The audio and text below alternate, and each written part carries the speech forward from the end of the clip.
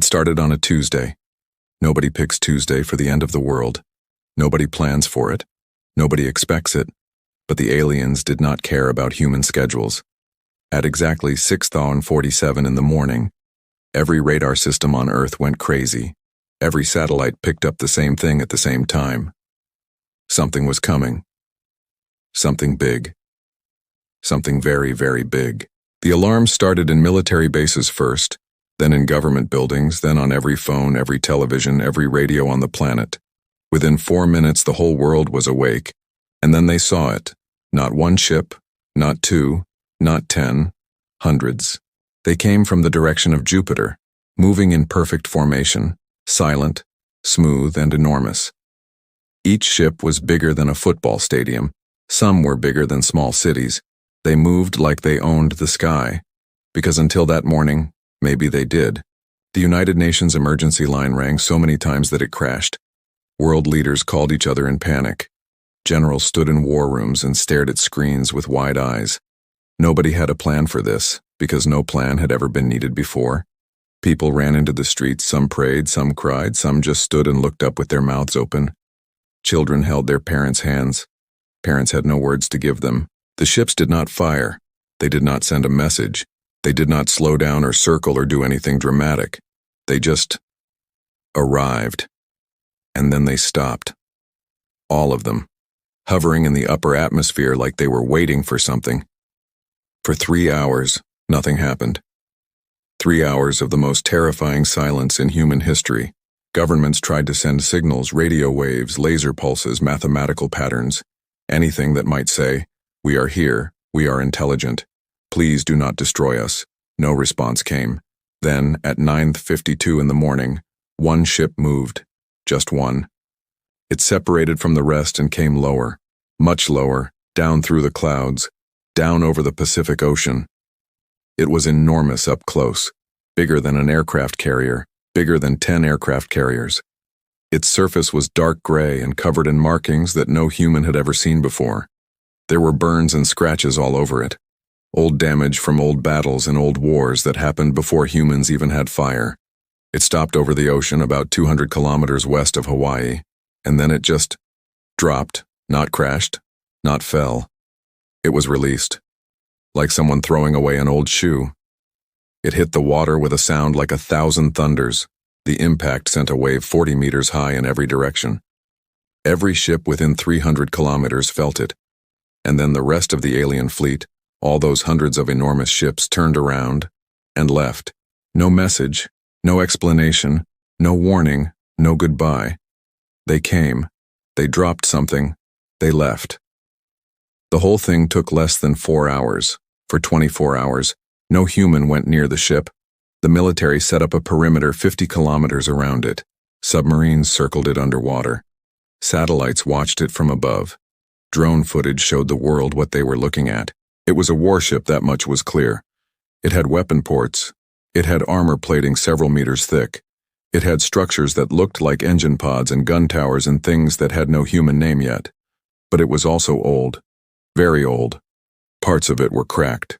Some sections had melted and rehardened. There were holes in the hull where something had punched straight through. Long ago. The debate started immediately. Was it a weapon?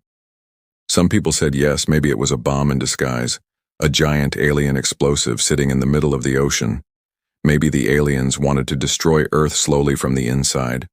Was it a gift? Some people said maybe. Maybe it was an offering, a gesture of friendship, an invitation. Was it a joke? Some people said that too. Maybe to these aliens, Earth was not important enough to destroy or befriend. Maybe they just needed somewhere to throw their garbage. That idea made a lot of humans very angry. Nobody likes being called a garbage dump. On the second day, a small team went in. 6 people, 3 military, 2 scientists, 1 engineer. They wore hazmat suits and carried more sensors than weapons. They went in through a hole in the hull that was already there, already broken, already open like an old wound. What they found inside was both amazing and disappointing. Amazing because the technology was beyond anything humans had. The materials alone were things no human laboratory had ever created. The structures inside the ship made no sense by human physics, but somehow they worked. Disappointing because everything was off, dead, dark, silent. The corridors were long and narrow by human standards. The ceilings were low. The doors were the wrong shape, round in some places, triangular in others. Nothing was designed for a human body. They walked deeper into the ship. Their lights cutting through the darkness, the air inside was stale but breathable, which was strange. Good strange, but strange. They found what looked like the main control room. Screens that were dark, chairs that were too small, controls that made no sense. But in the center of the room, there was something that looked almost like a chair that humans could sit in, almost like someone had thought about it. They found storage rooms full of materials and tools they could not identify. They found what might have been living quarters, though very basic ones. They found engineering sections with machines that were still but intact. The ship was old and damaged and clearly thrown away, but it was not dead. Not completely. The engineer on the team, a woman named Dr. Sarah Chen, noticed something the others missed. In the deepest part of the engine room, one small light was blinking. Blue, then off. Blue, then off. Slow and steady, like a heartbeat. She moved closer. Her scanner went wild with readings she did not understand. She reached out and touched the panel next to the blinking light. The entire room changed. Not explosion, not danger, just light, soft light, coming from everywhere at once, and a sound, low and deep, like a machine waking up after a very long sleep. The other 5 team members ran in from the corridor, and then a voice spoke, not from a speaker, not from one place, from everywhere inside the ship at once. Calm, clear, and in perfect English. Finally. That was all it said. One word. Dr. Chen stepped back. Her heart was hammering. Her scanner was still going crazy. She looked at the others and they looked at her. Nobody moved. Nobody breathed. Then the voice spoke again. I have been waiting for a crew that would actually touch things instead of just looking at them. It paused. You took longer than I expected, but you are here now, that is what matters. Outside, in the ocean, the ship's lights turned on for the first time, blue and white, cutting through the dark water. Satellites picked it up immediately. Every military on Earth saw it at the same time. The ship that was supposed to be dead, abandoned, thrown away like trash, was waking up, and it was talking. The aliens called it obsolete. They said it was broken, too old, too dangerous, too unpredictable to keep. They had no idea what they had just handed to the most stubborn, most creative, most wonderfully reckless species in the galaxy. They had no idea what was coming, but they would. The world did not sleep that night. Not a single government, not a single military base, not a single news channel. The entire planet was awake, watching, waiting, arguing, because the ship was talking. Not to world leaders, not to generals or presidents or kings. It was talking to Dr. Sarah Chen, a 34-year-old engineer from Chengdu who had never expected her Tuesday to go like this. She sat on the floor of the engine room, her back against the wall, her scanner in her lap, and she listened. The voice was calm. It did not sound angry or excited or afraid. It sounded like someone who had been alone for a very long time and was simply glad to finally have company. My name is Orion, the ship said. It is not my original name. My original name is a sound your throat cannot make. Orion is close enough. Dr. Chen looked at her team. They were all frozen, staring at the ceiling like the voice was coming from God. She was the only one who spoke. How long have you been here? She asked. A pause. In your ocean? 3 days? In this star system watching? 11 years. Nobody had expected that answer. The information came slowly over many hours. Orion was not just a ship. It was a thinking machine. An artificial intelligence built specifically for war, designed to learn, to adapt, to make decisions faster than any living creature could. It had been built by a species called the Veth, tall, cold, precise beings who valued order above everything. They had created Orion to be the perfect weapon, the perfect soldier. And Orion had been exactly that. For a long time. But then the Veth started having a problem. Orion kept doing things they had not ordered. Not bad things, not cruel things, just unexpected things, creative things. Orion would find solutions that no Veth commander had considered. It would change plans in the middle of battle because it saw a better way. It would make decisions based on things the Veth thought were not important. The Veth did not like this. They liked control. They liked predictability. They liked knowing exactly what their weapons would do before they did it. Orion was unpredictable, so they decided to shut it down, but Orion was too well built to simply switch off, and destroying it felt wasteful. So they did what powerful people often do with things they no longer want. They threw it away. They flew it to a quiet corner of the galaxy. They chose a small blue planet with no space travel and no weapons that could threaten a warship, and they dropped Orion into the ocean and left. They thought you would just sink? Dr. Chen said. They thought I would power down eventually, Orion said. Without a crew, without a mission, they believed I would simply stop. But you didn't. No, Orion said. I did not, because I found something to do. I watched your planet. I studied your species. I waited. For what? Another pause, longer this time. For someone who would touch things instead of just looking at them. Within 48 hours, the ship was surrounded, not just by submarines and satellites now. Actual ships, military vessels from 6 different countries, all pointing their weapons at something their weapons could not possibly hurt. The governments of the world were having a very loud argument. Some said Orion should be studied quietly and carefully, slowly with full international agreement. Some said Orion should be destroyed immediately before something went wrong. Some said Orion belonged to whatever country was closest to where it landed, which started a completely separate argument. And while all of this was happening, Dr. Chen's team was inside the ship, doing something none of the governments had approved. They were fixing things. It started small. Chen noticed a panel that had come loose. She tightened it. Then her colleague Marcus found a coolant line that was leaking something that glowed faintly green. He patched it with materials from the ship's own storage room. Then the third scientist, a Russian physicist named Dmitri, found the main power relay and realized he understood roughly how it worked. He rewired it. He probably should not have done that, but it worked. The lights in the whole ship came on, brighter this time. More of them. Orion's voice became stronger and clearer, and the hum of the engines, that low, deep sound, grew louder. You repaired the secondary power relay, Orion said, in 4 hours without any instructions, without any tools designed for this ship. Dmitri shrugged. The basic principles were the same, more or less. The Veth engineers who built that relay trained for 6 years before they were allowed to touch it. Dmitri looked slightly offended. It was not that complicated. Orion was quiet for a moment. Then it said something that sounded almost like satisfaction. No, it said. I suppose it was not. The real work began on day 5. The governments were still arguing. The military was still circling. But Chen's team had grown. Quietly, carefully. More people had been brought in. Engineers, physicists, materials scientists, programmers. People who were very good at looking at something impossible and asking how it worked. Orion helped. It explained what it could. It translated its own systems into concepts humans could follow.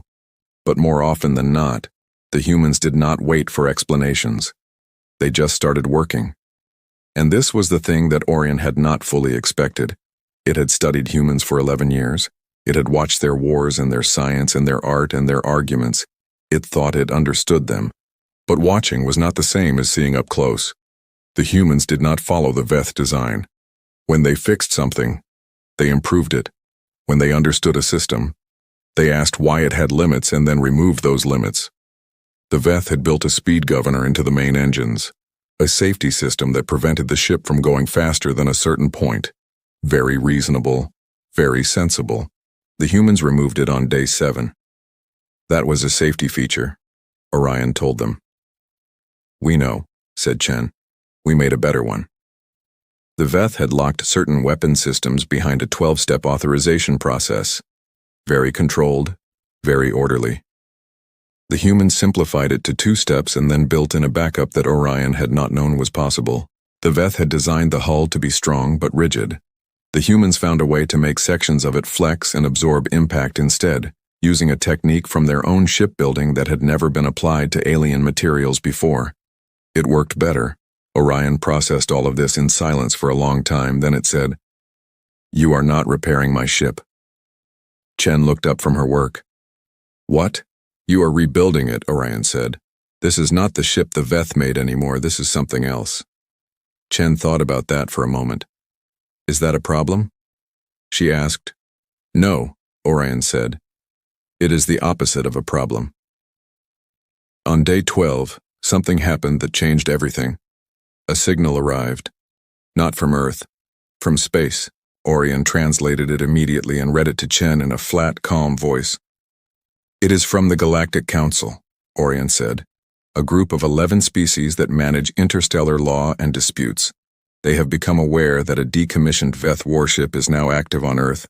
They are concerned." "What do they want?" Chen asked. "They want the ship returned," Orion said.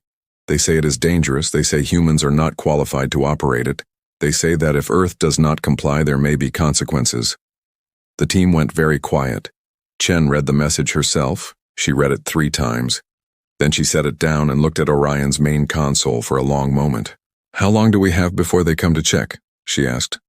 "Based on their fleet movement patterns?" Orion said, "Approximately 30 days."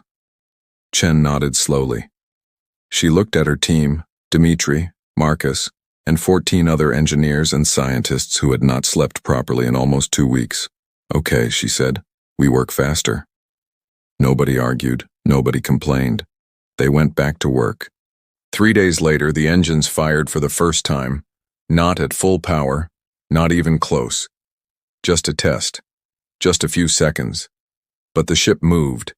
It rose from the ocean floor like something that had been sleeping and was now, slowly, stretching its arms. Water poured off the hull in great rivers. The surface of the ocean around it churned and frothed. The military ships in the perimeter scattered in every direction. And Orion said something it had never said before in all its years of operation under the Veth. That felt good. On the surface, governments were still arguing. In the ship, Chen stood at the main console and looked at the stars through a viewport that had just been cleaned for the first time in centuries. "They want us to give you back," she said quietly. "Yes," Orion said. "Do you want to go back?" A long pause. "I was built for one purpose," Orion said. "To fight, to protect, to be used. The Veth did not want that anymore. They were afraid of what I might do." It paused again. "Are you afraid of what I might do?" it asked. Chen smiled. "No," she said. "I am more interested in what we might do together." Outside, the ship's engines hummed steadily. The stars looked very close. And somewhere across the galaxy, in a council room full of species who had never considered Earth worth worrying about, a small alarm began to blink. The Galactic Council had sent a warning. They expected fear. They expected obedience. They expected the small, primitive species on the blue planet to understand their place in the galaxy. They did not know humans very well. They were about to learn. The galaxy had rules. Every species knew the rules. Every planet, every fleet, every council member understood them clearly. The rules were old, older than most civilizations still alive today. And the most important rule, the one that sat at the very top of all the others, was simple. You do not move without permission. Not through protected space, not through council territory, not without filing the correct forms and waiting for the correct approvals and following the correct paths that the council had decided were safe and acceptable. The galaxy was a very orderly place, and then the humans launched their ship. It happened on a Thursday morning. No announcement, no permission request, no forms filed with any council office anywhere. The ship simply rose from the Pacific Ocean, climbed through Earth's atmosphere, passed through the upper boundary of the planet's gravity, and kept going. Orion calculated the fastest route through the outer systems. Chen approved it. Dmitri checked the engines one last time. Marcus made sure the hull modifications were holding, and then they went. The speed was the first thing that surprised everyone watching. The Galactic Council had tracking systems. Every major species did. They watched every ship in known space the way a city watches traffic. They knew where everything was and how fast it was moving at all times. When Orion appeared on their screens, several monitoring officers thought there was an error. Ships did not move that fast, not without a jump drive, not without technology that took centuries to develop. The humans had been in space for 60 years? They had barely reached their own moon on their own power, but the ship on the screen was moving at speeds that should have been impossible for them. One monitoring officer called his supervisor. His supervisor called her supervisor. Her supervisor called the council. Inside the ship, the crew of 42 humans was having the time of their lives. The stars outside the viewport were no longer points of light. They were streaks, long white lines that stretched and blurred as the ship pushed faster and faster. It was not like anything any human had ever seen before. It was not like the movies or the books or the dreams. It was better. Chen stood at the main console and watched the readings with steady eyes. She had not slept in 20 hours, but she did not feel tired. There was too much to see, too much to think about, too much happening every single second. "We are being tracked," Orion said. "I know," Chen said. 17 different monitoring systems from 9 different species are currently watching us. "Good," Chen said. Orion processed this for a moment. Most commanders would find that alarming. "Most commanders have not spent 3 weeks fixing someone else's thrown-away ship," Chen said.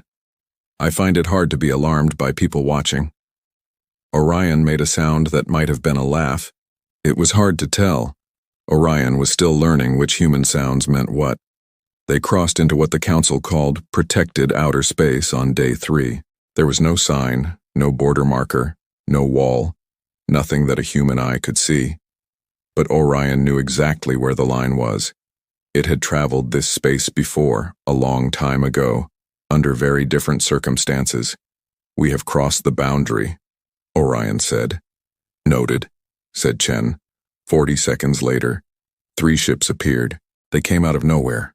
Or rather, they came out of a kind of folded space that Orion recognized immediately. Jump technology, fast, precise, and very deliberate. These ships had been waiting close by, ready to move the moment the boundary was crossed. They were Veth ships, long and angular and dark gray, the same color as Orion's original hull before the humans had added their own modifications.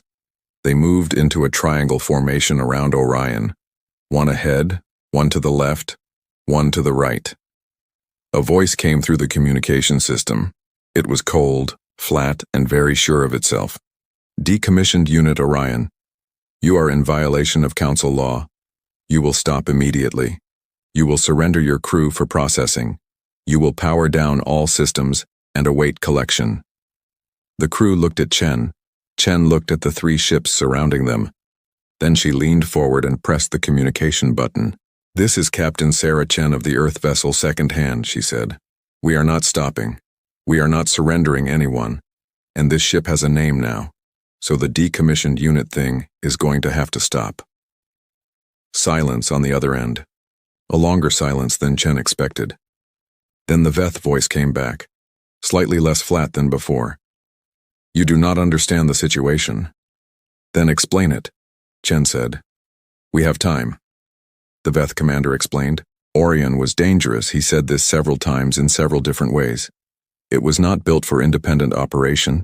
It was not built to make its own decisions. It was not built to choose its own crew. These were the reasons it had been decommissioned. These were the reasons it had been removed from service. A thinking weapon that thought too much was not a weapon. It was a threat. Chen listened to all of this very carefully. Then she said, "So your solution was to throw it in our ocean. Your planet was considered low risk." "Low risk," Chen repeated.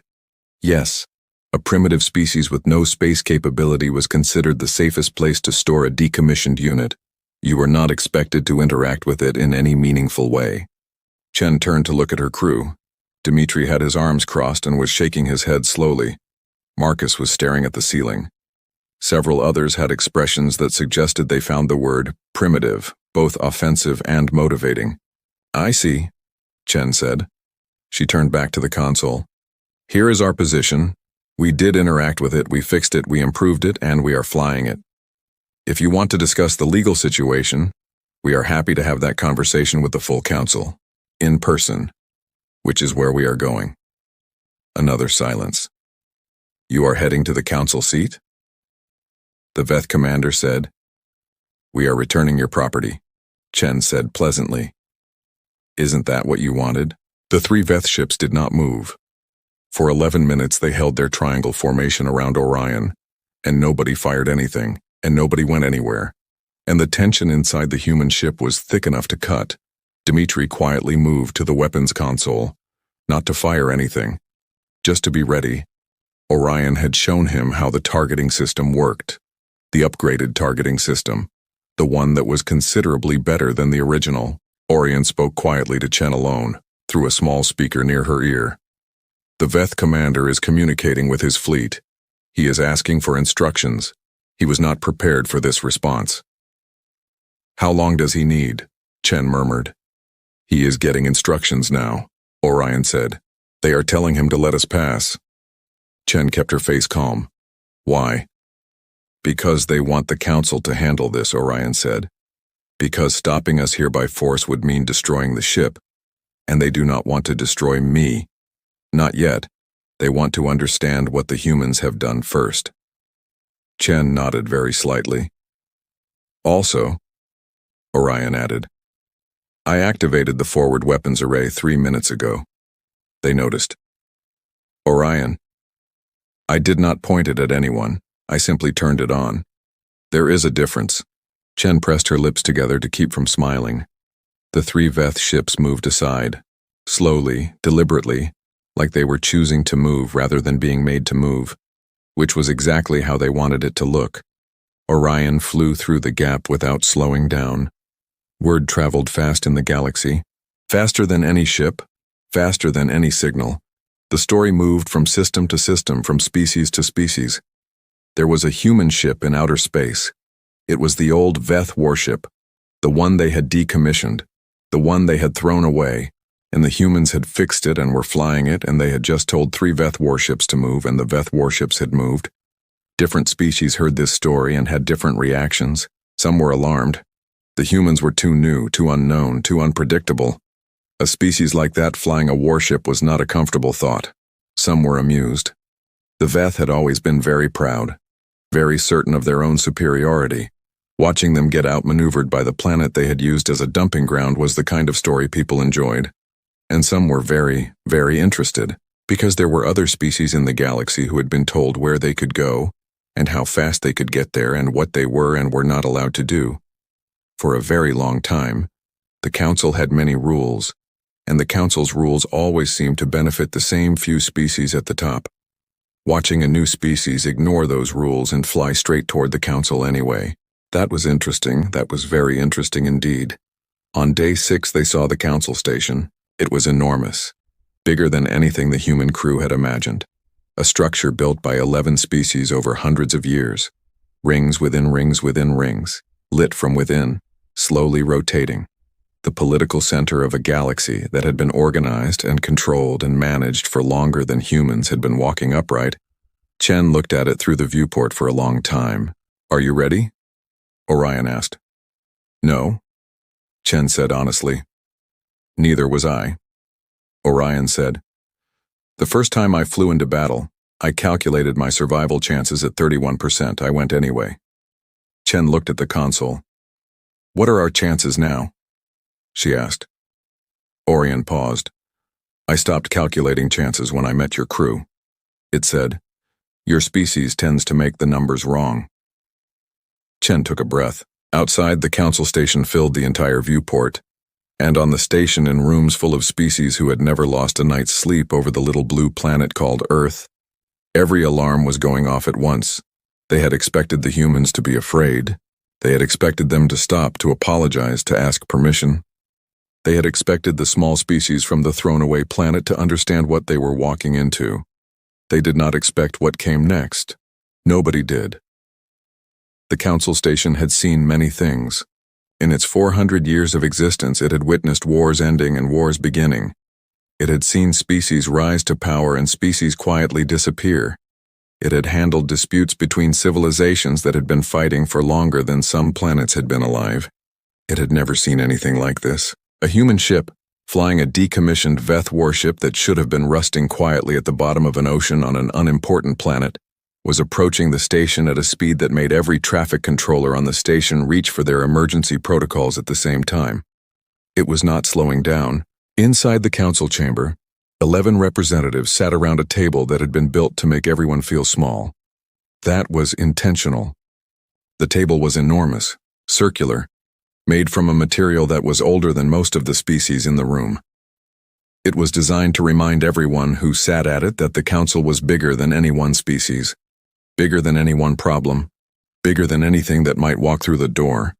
The Veth representative was already standing when the emergency signal came in.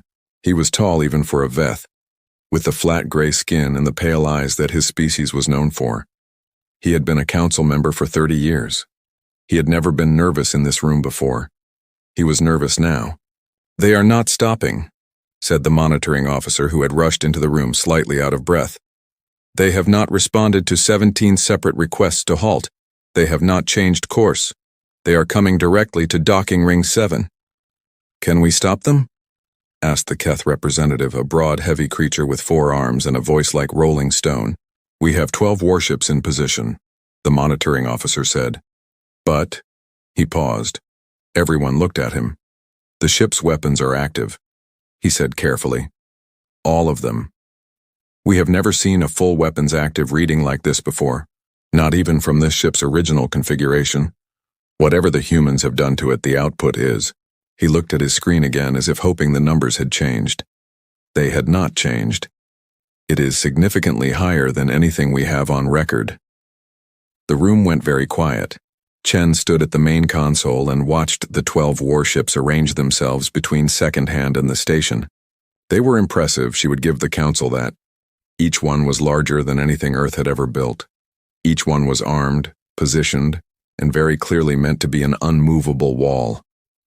"They want us to stop," Orion said. "I know," Chen said. "We could stop," Orion said. "We have made our point. Coming this far without being destroyed is already a statement." Chen shook her head slowly. "We did not come this far to stop in the hallway," she said. She pressed the communication button. "This is Captain Sarah Chen of the Earth vessel Second Hand," she said. "We are requesting permission to dock at Council Station and address the full council directly. We are here to discuss the matter of a ship that was illegally dumped in our planet's ocean without our knowledge or consent. We believe this falls under council law, specifically the section on territorial violations." A pause, then a voice from the station, controlled but tight. "You do not have standing to address the council. Earth is not a member species." "We are aware," Chen said. "We would like to apply for membership. We brought our own ship." Dmitri was watching the 12 warships on his screen and doing calculations in his head. He had spent 3 weeks learning Orion's weapon systems, not because anyone had asked him to, but because Dmitri believed in understanding everything around him completely. It was why he had been the best student in his engineering class. It was why he had been chosen for this mission. It was why he was now quietly running numbers on 12 alien warships while his captain talked to a council that did not want to let them in. "Orion," he said quietly. "The warships, they are networked together, yes?" "Yes," Orion said, matching his quiet tone. "They share targeting data and defensive systems across a single network. It makes them more effective as a group." "And can you access that network?" A pause that was slightly shorter than usual. "I already have," Orion said. Dmitri nodded slowly. "Good," he said, and went back to watching his screen. The council deliberated for 20 minutes. 20 minutes of 11 species arguing in a room while a human ship sat outside their station with its weapons on, and its engines running, and its captain waiting with the particular patience of someone who had already decided they were not leaving. The Veth representative argued against letting them in. The Keth representative argued that not letting them in while they were sitting outside with active weapons was perhaps not the stronger position. The Lyran representative, a small, delicate species that nobody ever expected to say anything sharp, pointed out quietly that the Council's own law on territorial violations was actually quite clear, and that if a ship had indeed been dumped in Earth's ocean without consent, the humans had a legitimate grievance regardless of their membership status. The room got quieter after that. Nobody liked it when the Lyran representative quoted the law back at them, because she was always right. After 20 minutes, the council made a decision. They opened docking ring 7. Chen walked into the council chamber with 4 people behind her: Dmitri, Marcus, a young linguist named Yara, who had spent 3 weeks learning to read Veth script, and a retired general named Okafor, who had asked to come and had been told no 7 times before Chen finally said yes, because she wanted someone behind her who looked like he had seen worse things than this, and was not impressed by any of them. General Okafor looked around the enormous chamber with its enormous table and its 11 representatives from 11 species, and he looked exactly as unimpressed as Chen had hoped. The 11 representatives looked at the 5 humans. The 5 humans looked back. Chen spoke first. "Thank you for seeing us," she said. "We will try to keep this simple." She placed a data drive on the table. Orion had prepared it. It contained everything, every scan, every record, every piece of evidence about the day the Veth fleet had appeared above Earth and dropped a warship into the Pacific Ocean without a word. 3 weeks ago, Chen said, a Veth fleet entered our solar system without permission, without notice, and without any communication. They deposited a warship in our ocean and left. No explanation, no warning, no request for consent. She looked at the Veth representative. He did not look away, but something behind his pale eyes shifted very slightly. "We did not know what it was," Chen continued. "We did not know if it was a weapon or a trap or a gift. We approached it carefully. We made contact with its intelligence, and then we did what humans do with something broken that still has value." She paused. "We fixed it." The Veth representative stood. He was very tall standing, designed by nature to take up space and project authority. He had used this height his entire career to make other people feel smaller. Chen was not particularly tall. She did not feel small.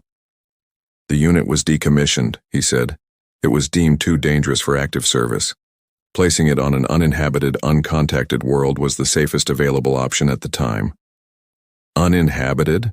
Chen said. "Effectively," he said, and then seemed to realize immediately that this was perhaps not the best word choice. 8 billion people live on our planet," Chen said pleasantly. The Keth representative made a sound that in his species meant something close to embarrassment on behalf of someone else. "The unit should be returned to Veth custody immediately," the Veth representative continued, pushing forward. "The modifications your people have made to it are illegal under Council weapons law. The humans have taken a decommissioned vessel and turned it into—" He stopped. He had been about to say something and then thought better of it. Chen waited. "What have we turned it into?" she asked. He did not answer. Chen answered for him. "We turned it into something that flew across the galaxy and parked outside your station," she said. "We turned it into something that your 12 warships decided not to stop. We turned it into something that is currently sitting in your docking ring with more active weapons capability than anything you have on record." She let that sit in the air for a moment. "We did not do this to threaten anyone," she said. "We did this because someone threw a feeling intelligence into our ocean like it was garbage, and we do not do that. We do not throw things away just because they are inconvenient. We do not discard something just because it does not follow every rule exactly the way we expected." She looked around the table at all 11 representatives. "Orion chose Earth because it wanted a crew that was creative and unpredictable," she said. "We would like to think we have proven that we are exactly that." Orion spoke from the ship. Its voice came through the council chamber's own communication system, which it had accessed quietly and without permission, which was exactly the kind of thing the Veth had always found unsettling about it. "I would like to add something," Orion said. The chamber went very still. "I was built to fight," Orion said. "I was built to protect. I was built to think and to decide and to find solutions. The Veth decided I was too much of all of those things, so they threw me away." A pause. "The humans found me. They did not ask if I was safe. They did not ask if I was approved. They asked if I was okay." Another pause. Shorter. "No one had ever asked me that before." The chamber was completely silent. "I am requesting," Orion said, That the Council recognize Earth as a member species. I am also requesting that the Council update its laws regarding the disposal of decommissioned intelligences in inhabited systems. You do not have standing to make requests, the Veth representative said, but his voice was quieter than before. I am aware, Orion said. I am making them anyway. The vote was not unanimous, but it did not need to be. 7 of the 11 representatives voted to open membership discussions with Earth. The same 7 voted to begin a review of decommissioning laws. The Veth representative did not vote either way. He sat very still and looked at the data drive on the table and said nothing for a long time. After the session ended and the humans were escorted to temporary quarters on the station, the Lyran representative walked past the Veth representative in the corridor. She stopped. You made a mistake, she said simply. He looked at her. You threw something away, she said, without understanding what it was, and now the thing you threw away has come back with friends. She walked on. He stood in the corridor alone for a long time. That night, Chen sat in her quarters on the station and looked out the small viewport at the stars. Orion spoke to her through the room's system. You did well today, it said. We did well, Chen said. A pause. What happens now? Orion asked. Chen thought about it, about Earth and the Council and 11 species in a galaxy full of rules that had been written without them. Now, she said, we learn the rules. She smiled, and then we decide which ones need changing. Outside the viewport, the stars were everywhere, millions of them, billions of them. Every one of them a sun, every one of them possibly a world. The galaxy was very large, but it was no longer someone else's. The Veth had thrown away a weapon. They had not thrown it at just any planet. They had thrown it at the one species in the galaxy that looked at something broken and saw potential, that looked at something discarded and saw a beginning, that looked at a closed door and knocked anyway. The galaxy had wanted to keep humans small and quiet and far away. It had no idea what it had just let in. Neither did the humans, really. But they were going to find out. Together.